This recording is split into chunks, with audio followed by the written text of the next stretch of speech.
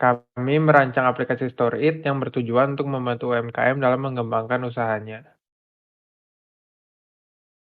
Masalah yang akan diselesaikan di antaranya adalah kesalahan pada praktek SOP, penggunaan modal yang kurang efektif, laporan keuangan yang kurang akurat, masalah yang tidak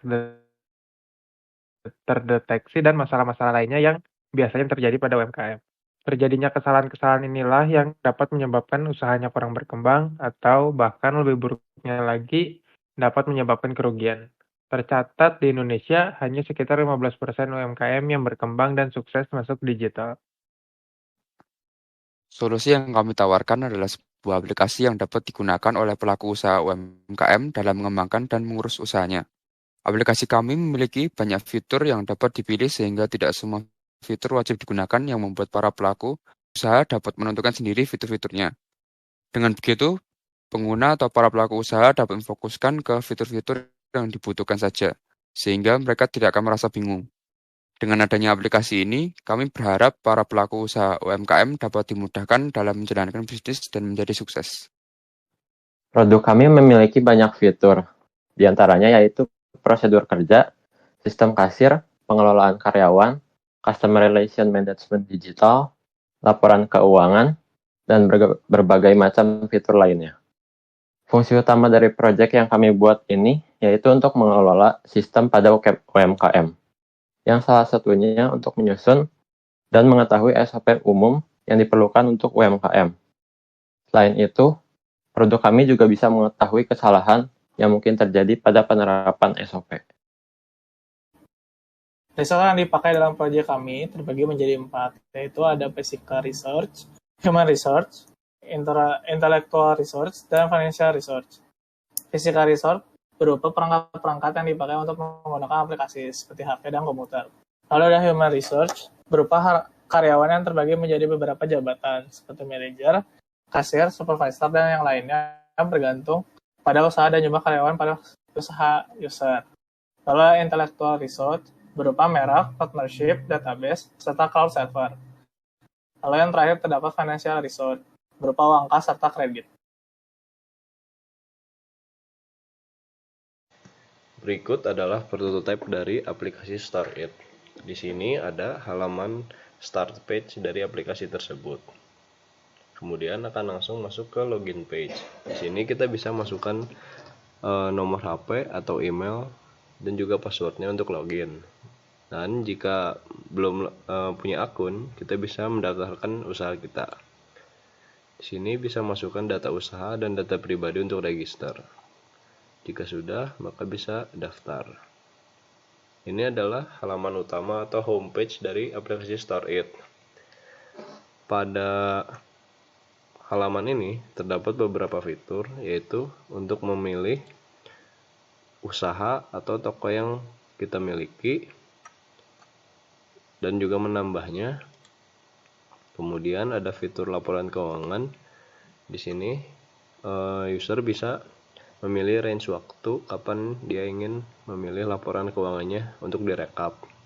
Kemudian ada pilihan jenis laporan yang ingin digunakan seperti laporan laba rugi, perubahan ekuitas, neraca, utang piutang. Kemudian ada pilihan format file PDF, Excel, atau dokumen Word. Kemudian bisa download filenya secara langsung agar masuk ke smartphone user. Dan ini menunjukkan bahwa file yang di-download sudah berhasil dan bisa dibuka. Setelah itu akan kembali ke halaman utama. Di sini ada fitur kedua yaitu stok barang. Di sini bisa melihat jumlah stok barang yang dimiliki dalam usahanya. Seperti contohnya ada peralatan dapur. Bisa terlihat ada 5 item, bisa dibuka dan isinya ada barang-barang apa saja beserta dengan stoknya. Di sini juga bisa menyortir berdasarkan filternya. Kemudian bisa menambahkan juga item yang ada pada tiap kategori. Di sini bisa kembali ke halaman utama, kemudian membuka fitur karyawan. Pada fitur ini berfungsi untuk mencatat karyawan-karyawan yang bekerja di usaha tersebut. Seperti contohnya untuk divisi operasional, supervisor, manager, dan security. Pada divisi security ini dapat terlihat ada 2 orang yang bisa kita buka. Di sini ada profil personelnya siapa saja beserta dengan usianya. Kemudian di sini juga bisa menyortir berdasarkan filter yang ada dan juga menambahkan personil yang ada pada divisi tersebut. Kemudian kembali ke halaman utama dan masuk ke fitur keempat, yaitu supplier. Di sini untuk mencatat supplier apa saja yang bekerja sama dengan usaha yang dimiliki oleh user. Seperti contohnya di sini ada Eka Jaya Packing, kemudian ada keterangan alamat dan produk jasa yang ditawarkan, dan kemudian bisa membuka lebih lanjut untuk info yang lebih jelasnya. Dan juga bisa menambahkan jika ada supplier baru yang ingin bekerja sama. Kembali ke halaman utama. Sini ada fitur transaksi. Pada fitur ini berfungsi untuk mencatat segala sesuatu transaksi yang dilakukan oleh user. Seperti contohnya ada bayar token listrik. Ini pembayarannya menggunakan debit sejumlah 60.000 dan tanggalnya berapa. Kemudian di sini juga bisa disortir berdasarkan filternya dan bisa menambahkan transaksi baru yang diinginkan. Kemudian di bagian fitur frequently asked question, di sini ada pertanyaan-pertanyaan yang mungkin akan sering ditanyakan mengenai penggunaan aplikasi StoreIt ini.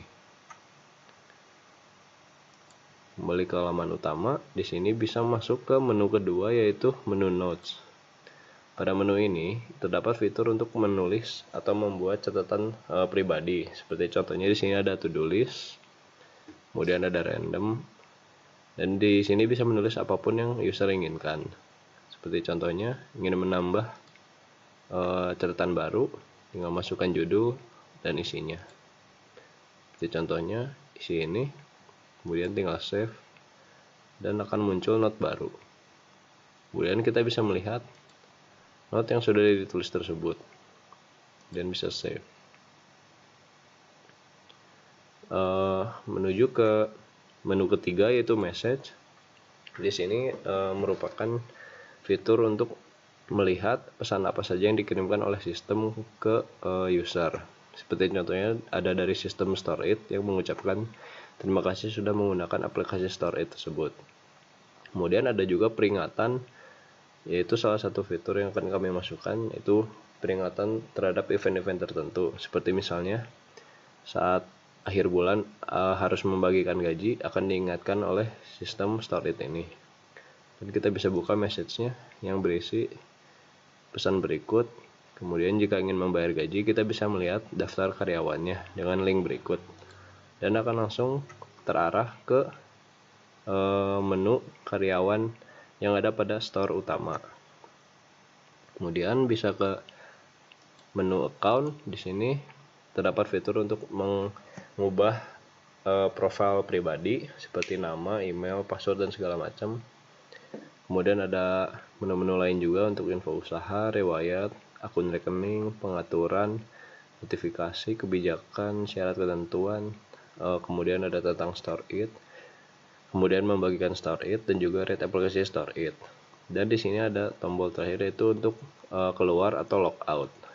Dan jika diklik, kita akan kembali ke halaman start page dari aplikasi tersebut.